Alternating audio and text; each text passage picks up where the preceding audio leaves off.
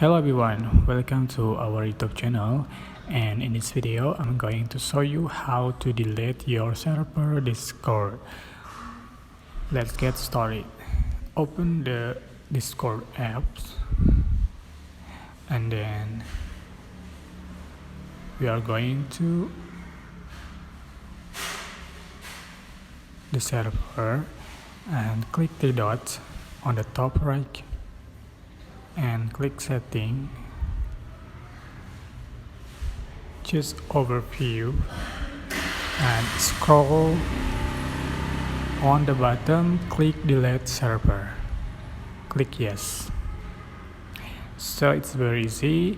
That is video how to delete your server Discord.